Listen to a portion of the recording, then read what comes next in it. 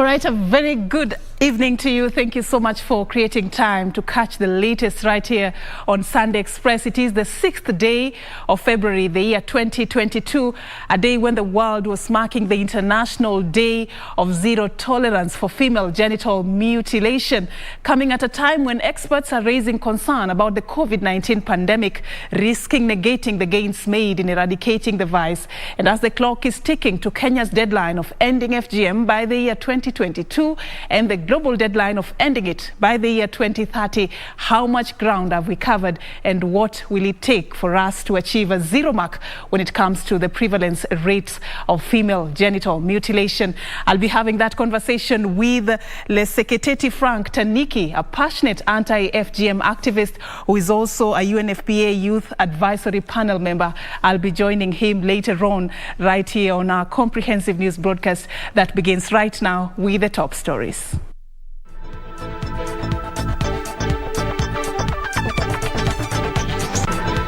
Firm and painful, security operation begins in strife-torn North Rift region. And in politics, Musalia Mudavadi and Moses Wetangula defend pact to Deputy President William Ruto. And missed target, voter registration exercise ends on a low note.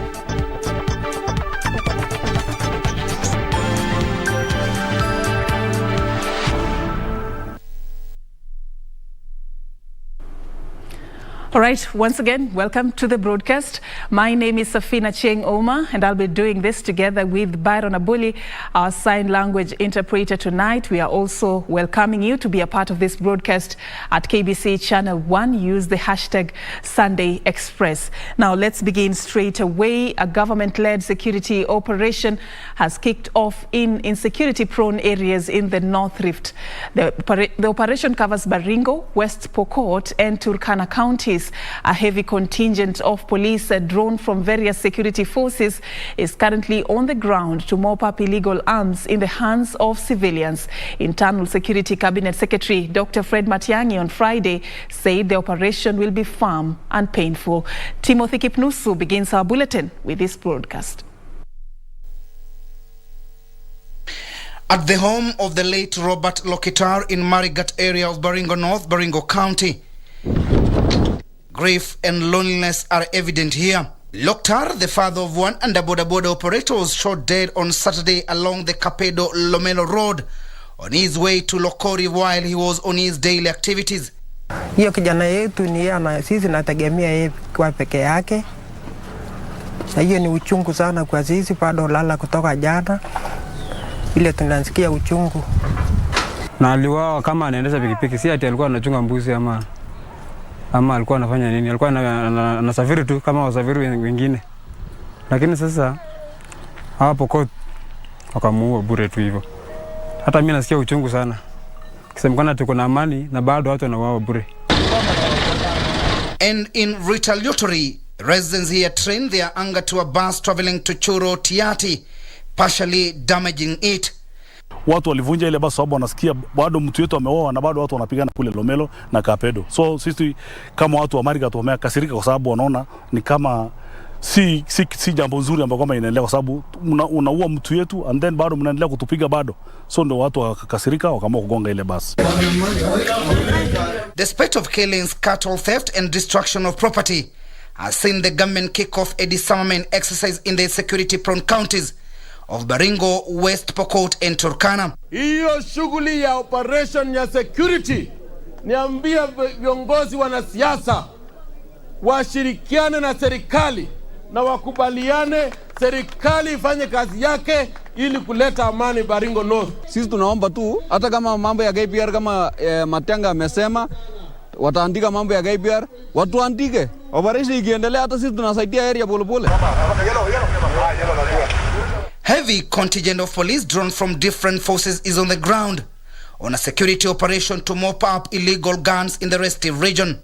I keep on saying that government should enact a law that requires that anybody who loses his livestock for for reasons of insecurity, those who lose their lives, they must be compensated within a given period of time by the government, so that it compels the government to take the necessary steps to ensure that private property is protected as it is written in our constitution.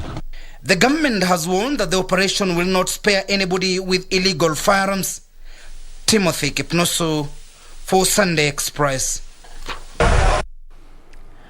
Let's move this forward. President Uhuru Kenyatta has attributed the significant progress in the war against malaria in Africa to a 4-point program implemented by the African Leaders Malaria Alliance, ALMA. The head of state, who spoke in Addis Ababa, Ethiopia, where he presented last year's ALMA Malaria Progress Report, further lauded African countries for embracing the use of digital tools to strengthen evidence-based accountability and action in the fight against the disease. Purity Museo reports.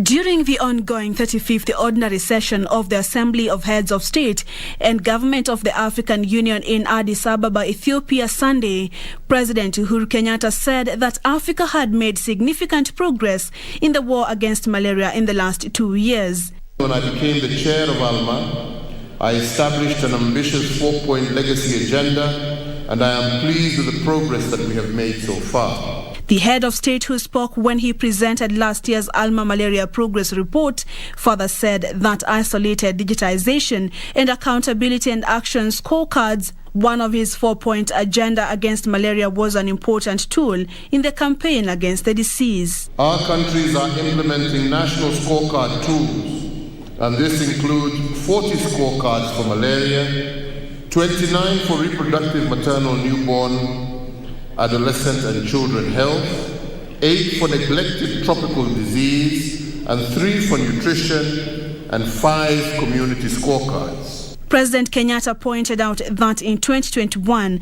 Kenya launched the ALMA Scorecard Hub to enable countries to share national health outcomes and best practices.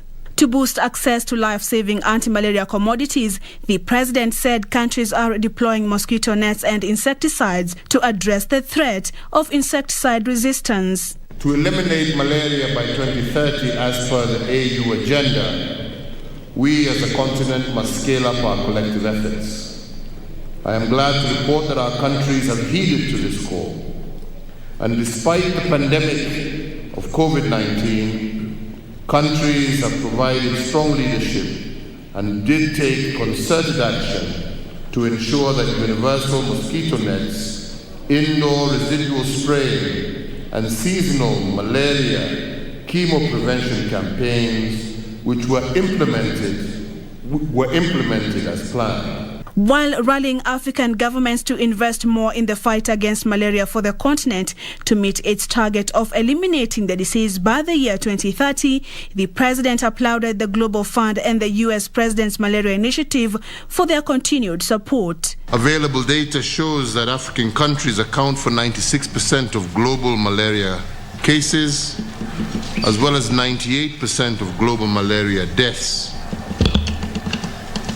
So we are not on track to eliminate malaria by 2030 unless far-reaching strategies are adopted and executed to the letter. Purity Museo, Sunday Express. Still focusing on matters health, from Monday, Kenyans will be mandated to subscribe to the National Health Insurance Scheme as the government prepares to roll out the Universal Health Coverage Program across the 47 counties. Through the subsidized Essential Health Package provided by the scheme, Kenyans will have access to healthcare services with less financial strain.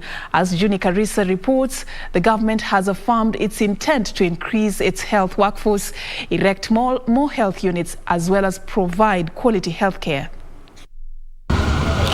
The testimonials of the first phase of the UHC program, rolled out in December 2018 across 4 counties, will provide a roadmap for the government to scale up access to healthcare services countrywide.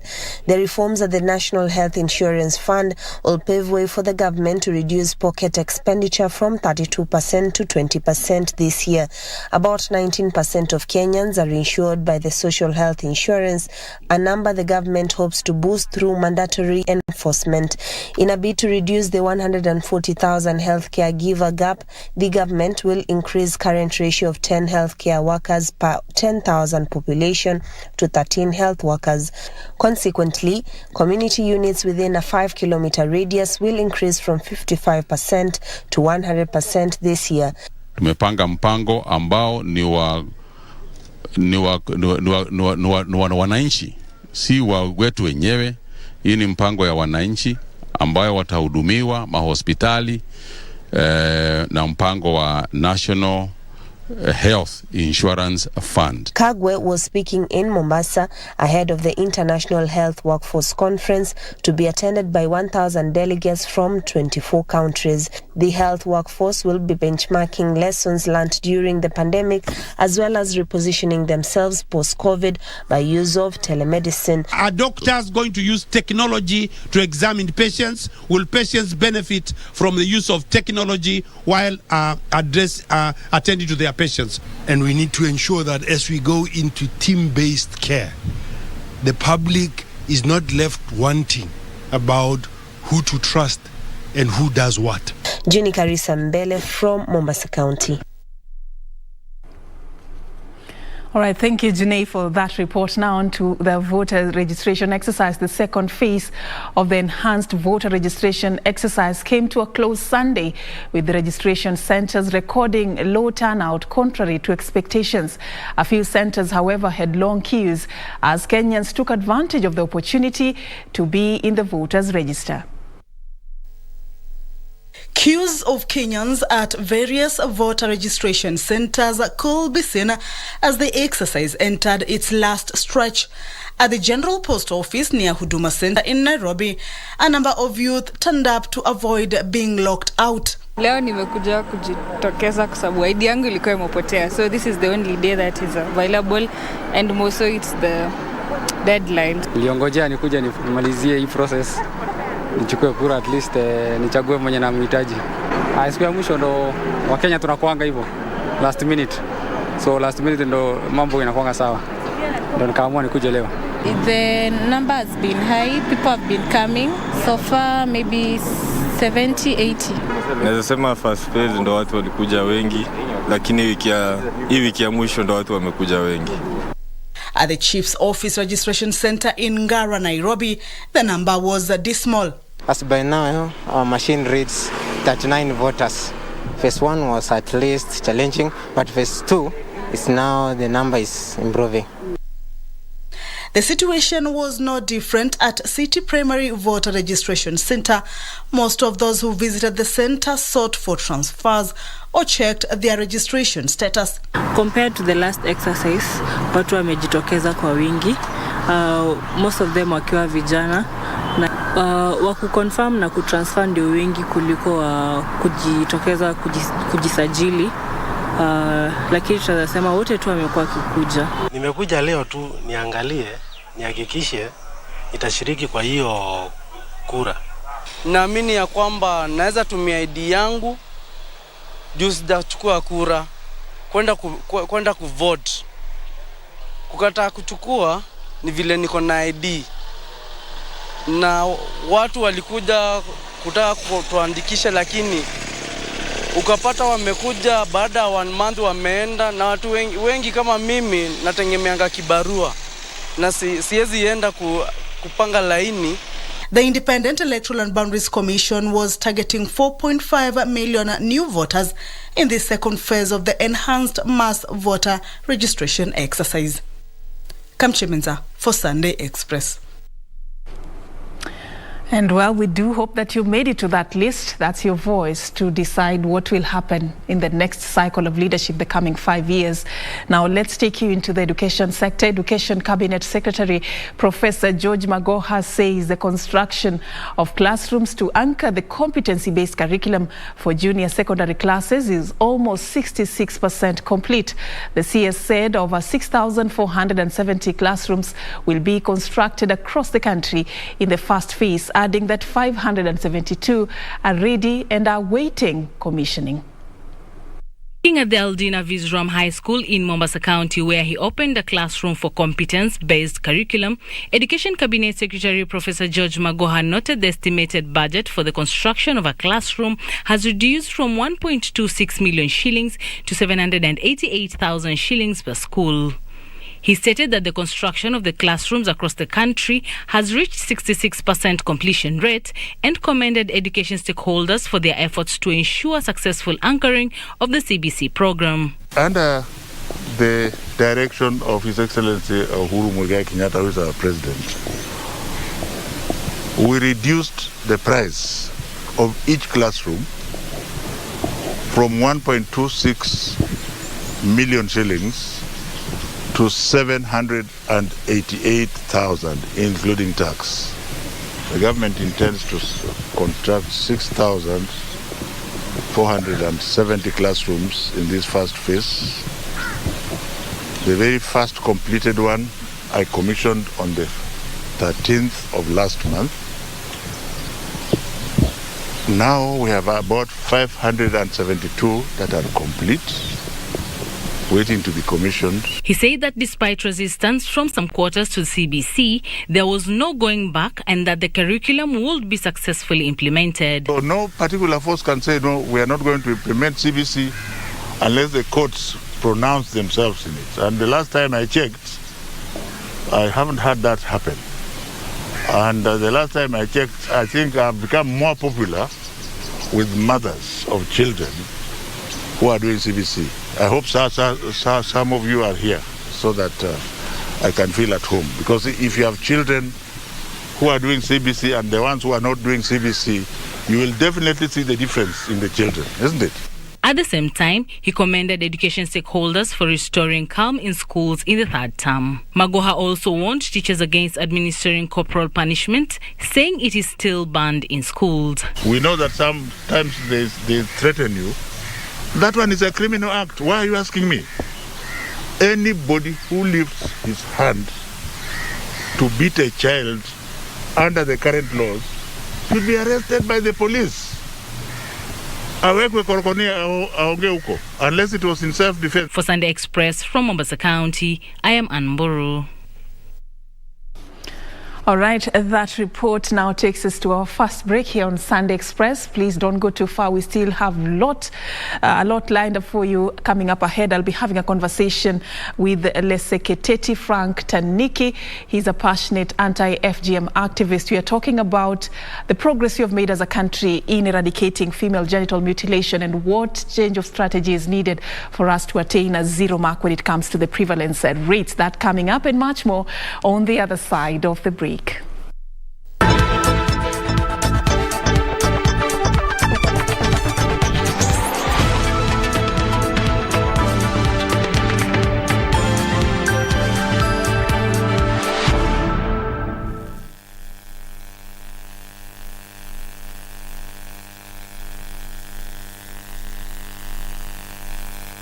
Beacon Furnitures Limited.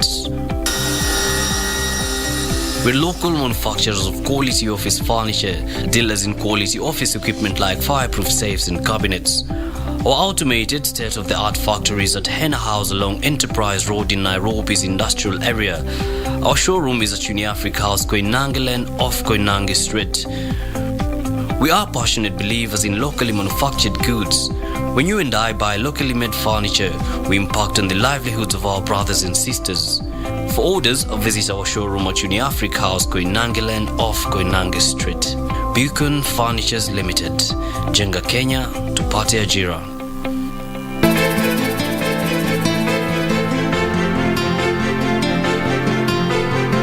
Ni watu wachache pekee wanafahamu uzito wa maamuzi kama yako. Yani mimi nikiwaita nyinyi huwa ni viziwi amsikii au katika jeuri zenu. Sasa huko umekuja kutafuta nini? Hatukuhitaji hapa. Kijana sikiliza, mimi sizungumzi na wewe. Sasa utajitenga vipi na watu? Na hapa ndo nyumbani kwako hapa. Ni heri nikae msituni.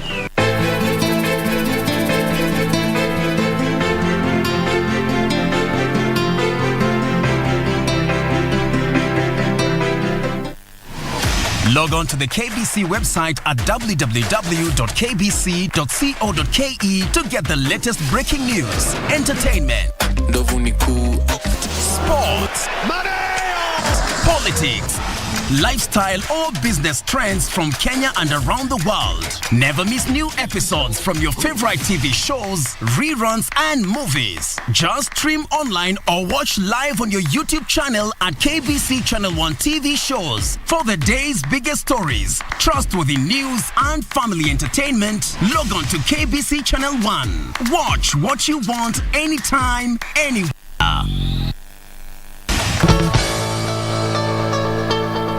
This Monday on Good Morning Kenya. You're optimistic you're going to get another term? Yes, why not? I've done well. The people know that I've done well. We drop down to the county of Tana River, the land of many histories dating back to the pre-colonial era, and have one with the county governor, His Excellency Godana Dado. I'm the only ODM. Much as I'm the governor. You're the only ODM. I'm the only ODM person in town. This Monday from 7:30 a.m. on Good Morning Kenya.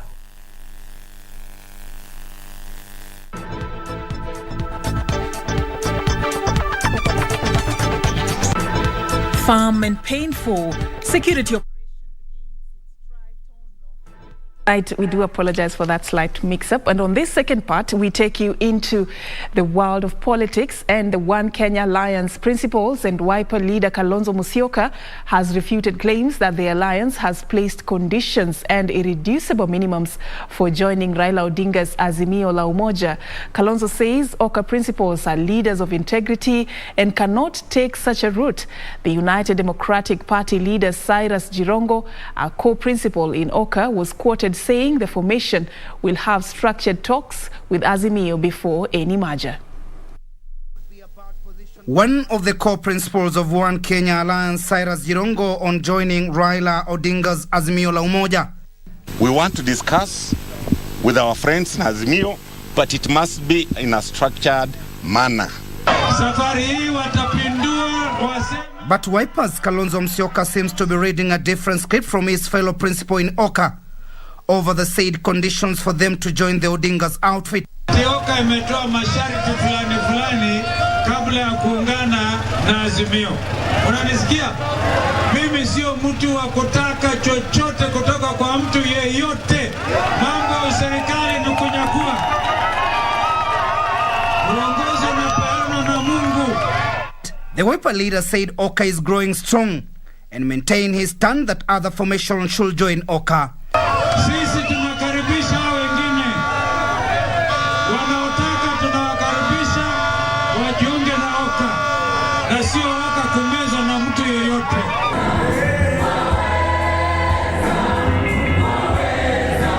Kalonzo at the same time challenged the office of the Attorney General to relook the shelf proposal on a law to regulate the registration of churches in the country. Speaking at the Redeemed Gospel Church in Ouma, where he attended Sunday service, Kalonzo claims the law infringes on the right of worship as enshrined in the 2010 Constitution. Na kwa hivyo mimi nashangaa afisi ya Registrar General, afisi ya Attorney General, wakili mkuu wa serikali kama hawajasoma bado katiba. Katiba inasema hata kama unataka kuabudu Mungu ukienda juu chini, it is your constitutional right.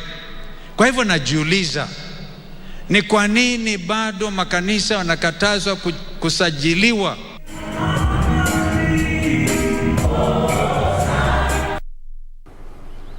Now, a section of political leaders has come out to defend President Uhuru Kenyatta, saying he is at liberty to front a candidate in the August election. The leader said that as the outgoing president, he has to ensure there is a smooth transition of power upon his exit. At the Christian New Hope Ministries in Githurai, Nairobi, leaders accompanying Nairobi governorship candidate Tim Wanyonyi attended church service as they spread the Azimio la Umoja agenda. The leaders castigated those saying the president should not have a say in who should be the next president. Na kwa sababu hawakupata, sasa wanasema baba amekuwa project ya Uhuru. Namna gani? Na Uhuru Kenyatta vile Dennis amwambia yeye nasalia Mkenya, hata yeye siku ya kupiga kura ataenda apewe ballot ambaye itakuwa na wagombezi wote na pia yeye atafanya uchaguzi wake. Uhuru Kenyatta must also express himself. Lazima ambie wa Kenya ana manage hiyo mambo namna gani. Meanwhile, ODM Party Director of Elections Junet Mohamed has said they are likely to conduct joint party primaries under the Azimio coalition.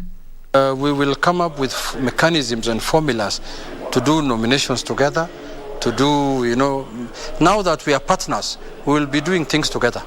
Because we are waiting for the laws to be enacted, so that is now through Parliament and through Senate. And State House Chief of Staff Nzioka Waita has launched his campaign for Machakos governor seat. Speaking after attending a church service at Kaani ABC in Machakos constituency, Waita announced that he would retire from civil service on February 8th to officially join politics. Nataka wanieleze, mimi sitaki kwenda kuwaambia. Masaa ni mapema kuuza sera, mapema sana. Sababu ni vizuri tusikize na tusikizane, ndio tupange mikakati ya county pamoja na wananchi. KRP kuza kazi, kuza viwanda, linda nchi. Elsewhere, Kenya Reform Party has unveiled its economic agenda, urging Kenyans to separate wheat from the chaff. The party, which rebranded from Diligence Development Alliance, says its main agenda is to pursue equality in economic and social development for all Kenyans. We intend to engage the use of the mechanical gear in every county, every constituency, and every ward to create full employment for all Kenyans. Our ultimate aim is to create an economic atmosphere that will lead to higher incomes, that will enable Kenyans to enjoy the basic human needs of modern life, that will in turn provide the means of our country to grow into a fully fledged development democracy. And Nairobi senatorial candidate Milton Lucheri has launched his Nairobi senatorship bid. Lucheri says his main legislative agenda, if given the mantle, will be job creation and healthcare. To the Senate, I will make sure that we legislate. We have a particular percentage of the national budget to be channeled towards SME seed fund for the county. Ruth Wamboi for Sunday Express. Thank you, Ruth, for that report. Now, still on politics, Amani National Congress leader Musalia Mudavadi and his Ford Kenya counterpart Moses Wetangula have defended their pact with Deputy President William Ruto's United Democratic Alliance, claiming their previous engagements with ODM chief Raila Odinga have borne no fruits. The Kenya Kwanza core principles called for democratic elections. Wycliffe Okech has that report. In what was an apparent homecoming for the Amani National Congress party leader Musalia Mudavadi in Vihiga since the coming together of the ANC, Ford Kenya and UDA parties, the Kenya Kwanza Alliance kickstarted its week-long charm offensive mission at St. Luke's Anglican Church, Mwisho in Vihiga County, where the alliance sought to solidify its grip in the region. Sisi tunataka kuhakikishia jamii yetu, don't look back. Listen to your leaders, believe in your leaders, and work with your leaders. Munatia muhuri ya muungano. Munasema William Ruto afanye na Musalia na Weta na huyu muungwana wenu tufanye pamoja.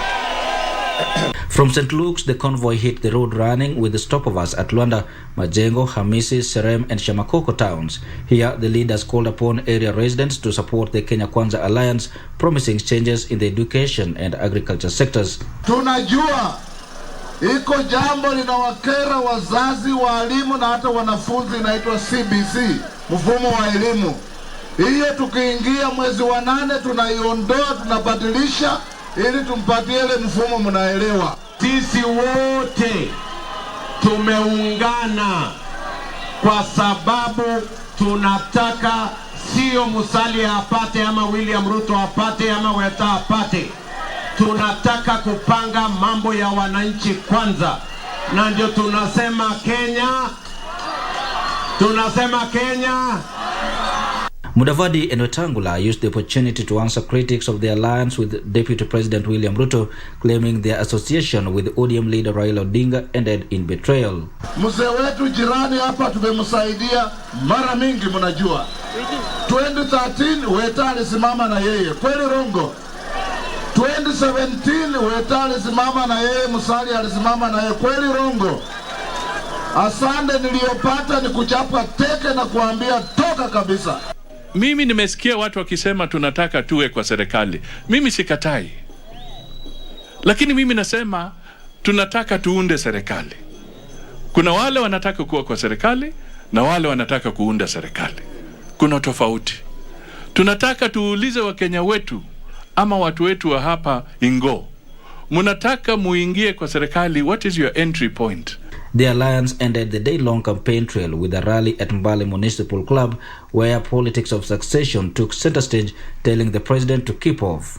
Tumekuja hapa ndio wale watu wako Nairobi wakipanga ule atakuwa rais kwa mahoteli na kwa mikahawa na kwa maofisi, tuwaambie tukiwa Vihiga ya kwamba atupangwingwi. Tunataka tuambie President Uhuru Kenyatta, you cannot succeed in yourself. Hata wale wanaunga mkono mwana kitendawili, wale wanamsukuma saa hizi, the sponsors of the Kitendawili project, they know very well that Kitendawili has no capacity to run the affairs of this country. They want to run Kenya from behind, and we are telling them there is no way Kenyans can accept shadowy characters to run their country. From Vihiga County, the Kenya Kwanza Alliance will be heading to Busia County on Monday and Kakamega County on Tuesday as part of an enhanced campaign to rally the Western Kenya region behind the alliance ahead of August 9 general polls. Wycliffe Okech, Sunday Express from Vihiga County. Wycliffe there reporting to us from Kisumu County. Now wrapping up politics, let's focus on something that we feature right here every week. On this week's episode of The Process, we focus on refining harvested honey. Jackie Wambiru takes us through this. Have a look.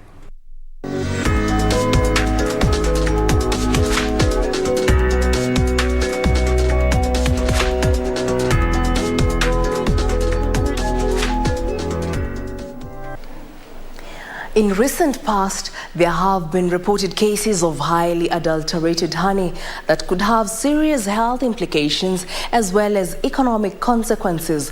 Well, this week on The Process, we take a look at how honey is processed.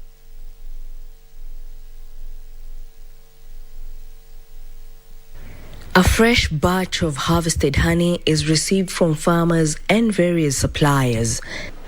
We do some tests for if there is any adulteration in the honey. Here, the honey is taken through a number of quality assurance tests that check, among other things, the presence of commercial sugars, moisture content, color. So when it turns red like this, your honey is not good for human consumption, and we reject that. But if it retains its color like this is good. And also, we have our refractometer. We do check the moisture content. And the required moisture content is between 13 and 22%. Depending on where and how the honey was harvested, it contains varied properties. The reason why we have different colors of honey depends with the vegetation where the bees forage the nectar and pollen. Also, what can determine the color is mode of harvesting.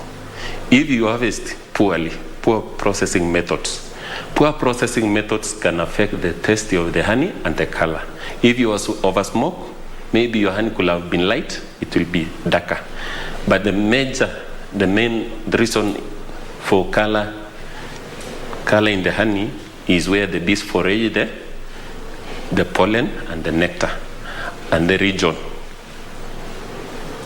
You can have black, you can have white. It depends on the vegetation and the season of harvest. Once the testing is done, the honey is then weighed in preparation for the warming process. When you finish your processing in the warmer, it cuts some certain kgs because of the dirt present in the honey.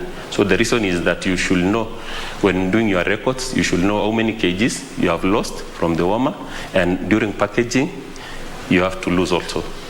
The honey is then transferred into a warmer where it is heated up for 4 hours at certain temperatures between 40 to 45 degrees centigrade. The purpose for warming the honey is to lengthen the crystallization process. And crystallization it occurs when the glucose content is higher than the fructose. After warming, the honey undergoes the filtration or sieving process. After the 4 hours, we filter or we sieve to separate the molten wax, impurities, the dead bees present in the honey. Then we get the pure honey, which is clean for human consumption. Then we allow it to settle. It then undergoes the cooling process where it is allowed to settle for a period of 48 to 72 hours. During cooling period, the top cream settles at the top, while some dust settles at the bottom. So we allow it to settle before packaging and remove the top cream before packaging. After cooling, the honey is now ready for packaging. After packaging, labeling, sealing takes place, rendering the product ready for distribution. There you have it, refined honey. Jackie Wambiru, The Process.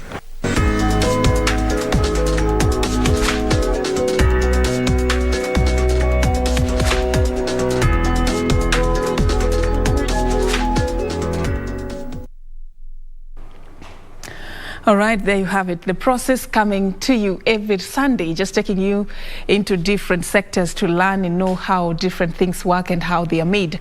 Now, I want to take you to the COVID numbers in the country. 53 people have tested positive for COVID-19 in the last 24 hours from a sample size of 4,054, representing a 1.25 positivity rate.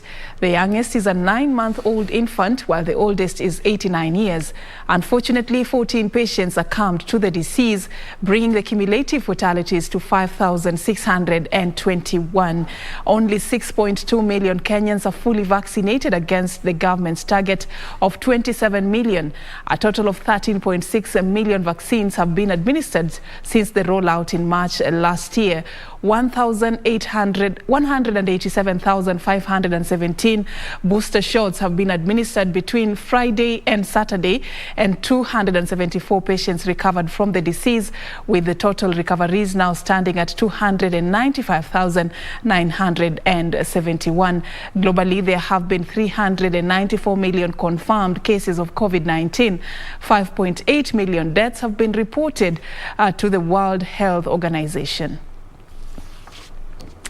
And on that note, we take a very short break. We'll be back with much more. I'll be taking you into the world of sports shortly, so do stay with us.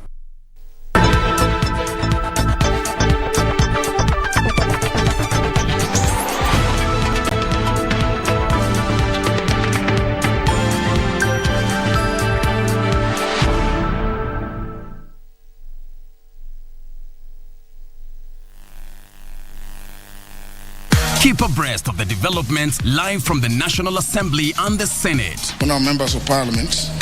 The questions. When is the construction expected to commence? The motions. Beg to give notice of the following motion. The debate. Will as many as want to be to say aye.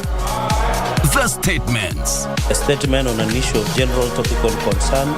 The petitions. Order number 4, petitions. Stay tuned to KBC Channel 1 and Radio Taifa for live proceedings from both houses of parliament from Tuesday to Thursday.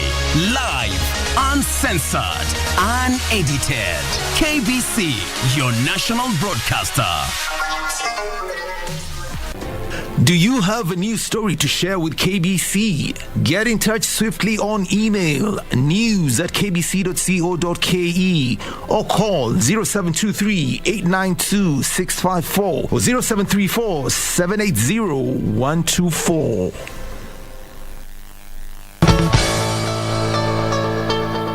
This Monday on Good Morning Kenya. You're optimistic you're going to get another term? Yes, why not? I have done well. The people know that I have done well. We drop down to the county of Tana River, the land of many histories dating back to the pre-colonial era, and have a one-on-one with the county governor, His Excellency Godana Dado. I'm the only ODM. Much as I'm the governor. You're the only ODM? I'm the only ODM person in Tana. For this and more, join us this Monday from 7:30 a.m. on Good Morning Kenya.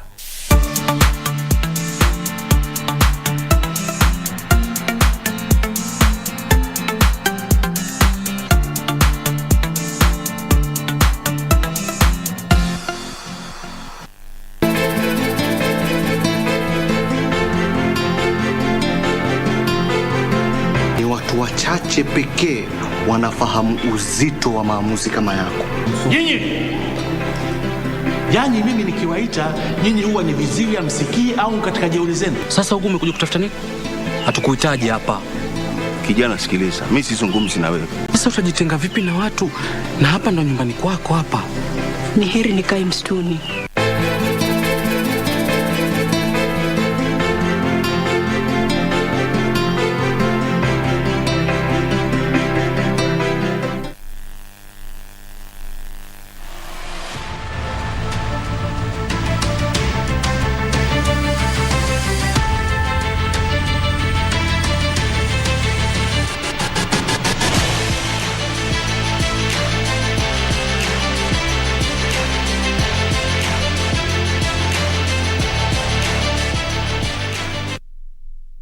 All right, welcome back. I beg your pardon and thank you for staying with us. In a bit, we will be focusing on the journey to eradicating female genital mutilation in the country. I'll be engaging Le Sekiteti Frank Taniki. I will be joining him on the other side shortly to have that conversation. But first, let me run you through the latest in the world of sports. Kenya Pipeline continued with their impressive show at the second leg of the Volleyball League playoffs in Mombasa, seeing off KDF in 3 straight sets. Pipeline were dominant in the first set, winning 25-18 before struggling in the second to narrowly edge their opponents 25-21. They easily won the third quarter 25-16 for the 3 sets win. In the other match played, KCB defeated Vihiga in 3 sets of 25-18, 25-21 and 25-14.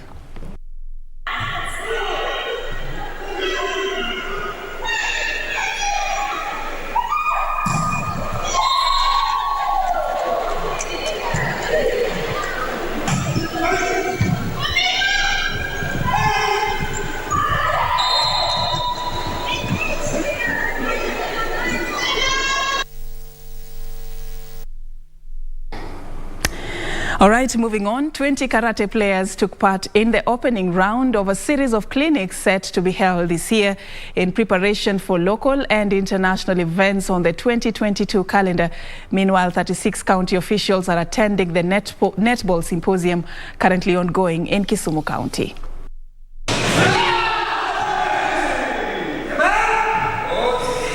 The karate clinic held in Nairobi was organized by the Japanese Karate Association, and it is one of the many clinics to be held in various counties.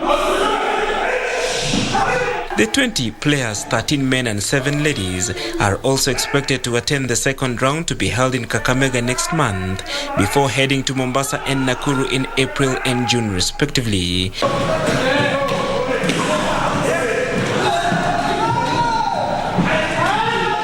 The Japanese Karate Association is holding the clinics to gauge a team that will compete in an international invitational tournament in South Africa in September.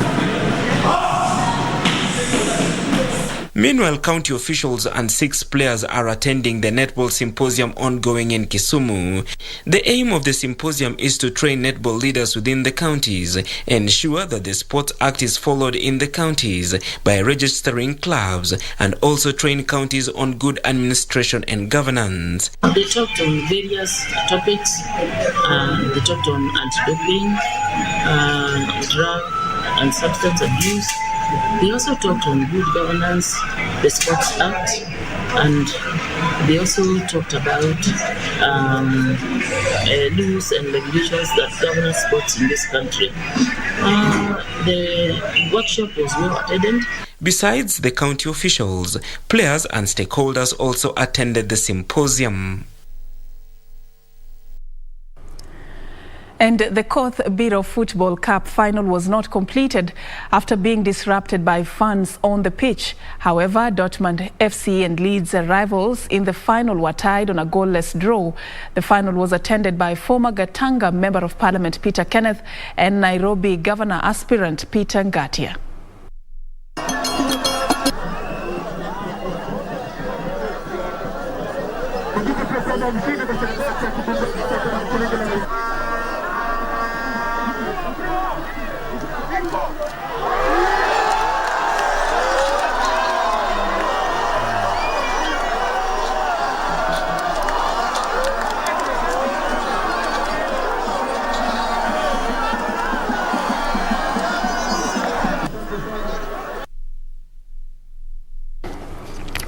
And now on to something I know most of you are waiting for. Egypt will face Senegal in the Africa Cup of Nations final tonight in a match to be refereed by South African Victor Gomez at 10 p.m. Egypt will be hunting an 8th continental title, while their opponent Senegal will be looking for a first African title, having missed out on the 2019 Cup after losing the final to Algeria. Host Cameroon finished third after coming from 3 goals down to level 3-3 against Burkina Faso before winning a penalty shootout last night. Cameroon came from 3 goals down to level 3-3 against Burkina Faso before securing a 3rd place from the spot. Burkina Faso were 3-0 up through Steven Yago's poked finish, Andre Onana's own goal and Jibril Otara's header. But Cameroon hit back via Stefan Bahoken and skipper Vincent Abubakar, who netted twice in the last 5 minutes. No extra time meant the match went to penalties with Blati Toure missing. It was a disappointing end for Burkina Faso, who looked in total control after 49 minutes, but 5-time winners Cameroon responded in superb fashion before converting all 5 of their spot kicks.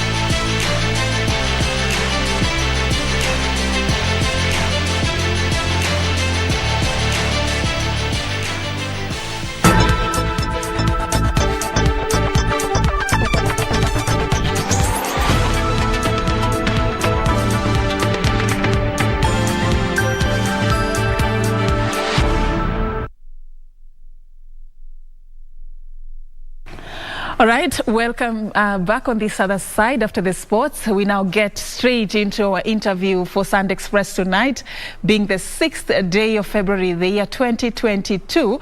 On a day like this in 2012, the United Nations General Assembly actually set it aside and decided to brand it the International Day of Zero Tolerance for Female Genital Mutilation. All focus is on efforts to eradicate this particular vice, and we want to talk about about it and look at our scorecard as a country. What have we achieved? What is left? And what will it take for us to be able to achieve the zero mark when it comes to the prevalence and rates on female genital mutilation? And also we'll throw in there the role of the youth and the men in eradicating this particular vice. Of course, I'll be having this conversation with my guest tonight. He's already in studio, Frank Leseketeti Taniki.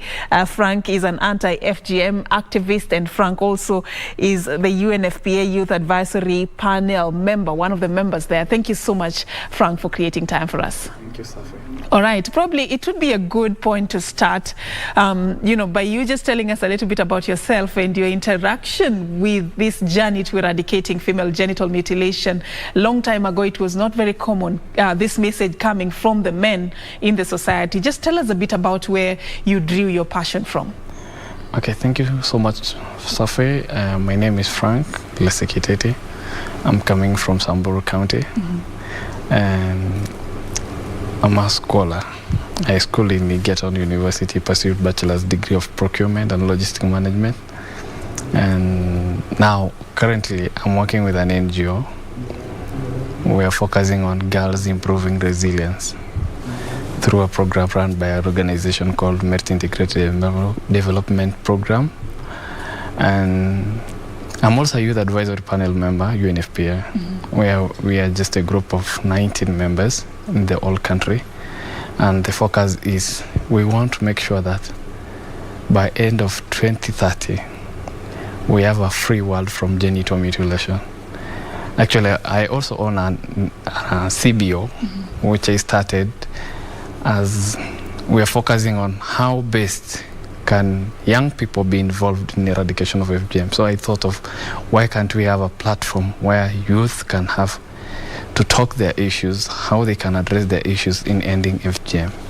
And Ngopira Foundation is the CBO. We are working in Samburu County. Most part of it is Samburu West. And the journey, when I started my journey is back when I was in school. People don't talk about FGM in our community. But actually, after realizing that it was a vice that is not that pleasant to our people, I decided to join other people in saying no to this fight because... So, sorry to cut you short, but I'm trying to look at that journey. Was there a personal experience or somebody who was close to you? Or what is it that really drew you to this journey to end female genital mutilation? Actually, when you go to Samburu County, almost everybody has undergone FGM. And particularly when what now led me to change the conversation is that the trends which people are taking in addressing FGM is changing. After now the government have taken an action that this thing has to end, people now are cutting girls when they are so innocent. They don't even know their rights. And particularly if you come and observe the cultures, it's not all about the culture. Because people, when you say FGM is wrong, people will bring now, what about the culture?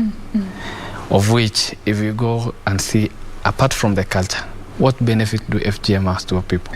It really doesn't have any impactful mark that it adds to any woman. Okay, I'll want you to talk to us about these new trends, these emerging trends in female genital mutilation, but that will come later. Just take us through some of the impacts of female genital mutilation. When we term it a human right violation, what do we really mean? What is the severe damage that female genital mutilation is causing to the lives of these girls and women from an activist perspective? Okay, the challenges that women face when they undergo FGM, one is they have that severe labor when giving birth, very prolonged kind of labor. And we also see children dying, the babies dying and the mother also passing away because of the... And we also see that girls are not... The uncircumcised ladies in some of the communities are not accepted. They consider FGM is a form of purity, which is not. And actually, those are the few things that we can say. We need to have a community where women, whether undergone FGM or not, they need to be considered as human beings. It's typically a violation of right, because most ladies in our communities are undergoing the vice simply because to own that dignity, people to accept them, of which it should not be like that. That's totally a violation of right, human right. So we need to have a free world in order for us to make sure that everybody is considered human being, whether you have undergone FGM or not. Another thing is trauma. The ladies who have undergone FGM, let's say in the urban cities, they cannot say I've undergone FGM simply because what will people think about me? Yeah. Another thing is that they say this thing, after you undergoing FGM, you reduce some kind of sexuality. You don't have that eagerness of you having the sex, of which it's not. It's not true? It's not true. Yeah. All right. But do the practicing communities know this? Talk to us about the level of awareness, because there seems to be a gap in knowledge when it comes to the dangers of female genital mutilation. Do they know this? Actually, we cannot say they don't know this. They do. But the larger percentage, like let's take example of Samburu County, the higher percentage of people are illiterate. So the information being passed about now, FGM, they have very little information. What needs to be done is we need to have several kind of dialogue with community members. We need even to translate the Kenyan's law into the layman's language they understand. Simply because many people are being facing laws which they don't know even. But currently in 2021, 2022, I think the awareness creation for FGM is very high. Because like last year, March 5th, Samburu County made a declaration that the elders of this community decided that we need to stop FGM. Council of Elders said that we need to stop FGM. So I think the community have information. So the best thing that we need to do is to do more awareness. We cannot say it's over. We need to talk this conversation each and every. It needs to continue. Yeah. All right, no wonder we are having this program. But, as we mark the International Day of Zero Tolerance for Female Genital Mutilation, if you look at our Kenyan situation, and if you were to rate us in terms of the progress that we have made, what are those achievements that you would celebrate as an activist? And what are some of the things that you feel also we need to do just so that we can keep on eradicating this virus progressively? The first thing that I can rate our country is, one, seeing our president joining other nations, saying that we need to end FGM is a really big mark. And also, like, counting cultural leaders coming on board, saying that we also need to end FGM is also another mark. And having men like now, me Yourself? and the rest, yes, is also another joining mark. in the race, yeah. So actually we are somewhere. We are not done with the conversation, but we are somewhere. Maybe we need to have many other engagement. We need to have many other young men to come on board, speak like what I'm doing. I let them feel free, because now people don't want FGM. It's just that they can't speak. Many people know that FGM is bad, but they can't speak in front of people. Why? What is the fueling factor for that silence? The reason is, what will the communities think about me? Yeah, this is a cultural right. What will they say about me? Am I going against my cultural right? Of which, if a culture is wrong, it's wrong. We can't make it right by keeping quiet.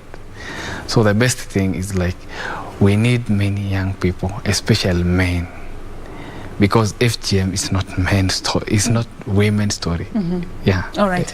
I had said that we're also going to talk about the role of men and the youth in this particular journey. Probably just to highlight, as somebody who has been in that space, what do you think is the difference that men would bring in the FGM conversation if they were to fully take the mantle? I think the first thing that will change if men can take the mantle is that most of the community, men are considered as the decision makers. And the moment they give that directive of, like, we need to stop it, community will stop it. What is making many other people to shy away from the conversation is that they don't have that mandate because the heads has not spoken. Like since the declaration, the Samburu declaration, that was done in Kisima. Nowadays, people talk freely about FGM because the conversation has been made and the rule has been given out. We can speak about it. Another thing that men, like youth, can play in ending FGM, I think the best thing that we are all over on social media. We are busy typing. We're just like, every time we are in social media. We need to come out, use our energies because we are still energetic, not like these old men. We can walk caravan, we can conduct everything saying that we need to end FGM. Because at the end of the day, all marry these uncut girls. It is us men. The moment they just left uncut and there's no somebody who will marry them, then it's become a problem. Every girl there will go cut themselves for them to be considered for marriage. So it's better we speak it out that we as men, we can marry these uncut ladies. Then ladies will stop being cut because they know someone will marry. Being coerced into, undergoing female genital. We've run out of time for this conversation, unfortunately, Frank, but I want to give you a chance in 1 minute just to give us your parting shot as we mark this year's, International Day of Zero Tolerance for Female Genital Mutilation. What's the way forward? How do we attain the zero mark, practically speaking? The zero mark can be attained. Yes. If only everybody has to come out say that FGM is not good. It's not that we keep FGM, that it is not good in ourselves, the inner us, but we don't speak it out. The moment we speak it out, everybody will be on board saying that this thing is wrong. Another thing is that we also need to engage in other kinds of strategies. It's not just only speaking. We need to employ other many strategies on ending this thing. Use of social media. We can have community outreaches. We can even have strength of organization, trickle-down structures, reaching to the village levels of our community-based organization. Uko chini kabisa. The moment we reach the people who are conducting FGM, that's the only way we can say that we will attain FGM. The moment we'll be talking in boardrooms, the moment we'll be sharing on media. In big hotels in the city. Yeah, those things will not work. We need to work with the people who are practicing this thing. We need to identify those people who are cutting those girls.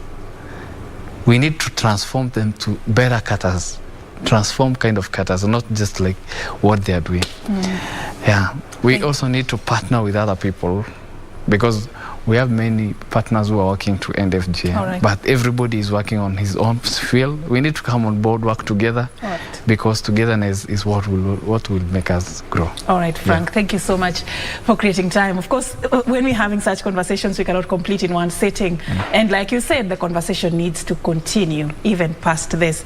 I've been engaging Frank Taniki Lesekiteti. He's a UNFPA Youth Advisory Panel member and also an anti-FGM activist. We have been talking about how much ground we have covered as a country in eradicating female genital mutilation on this International Day of Zero Tolerance for Female Genital Mutilation. My name is Serfine Achieng Ouma, and thank you so much for watching Sunday Express tonight. Tomorrow on Good Morning Kenya, the guest will be the governor of Tana River County. If you want to know what flows in Tana River, that's an interview that you do not want to miss. Victor Olo will be hosting him right here on KBC Channel 1. Have a good night and God bless.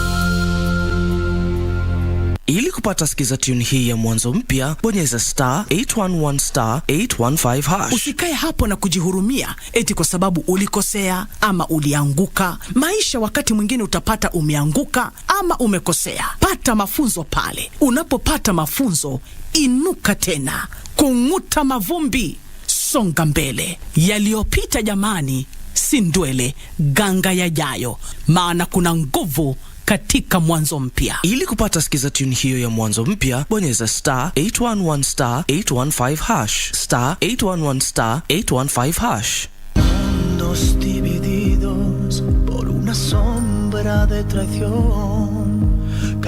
Don't you think his obsession with Mariela is too much? It's not normal. How could you do this to my son? It was an accident, Elena.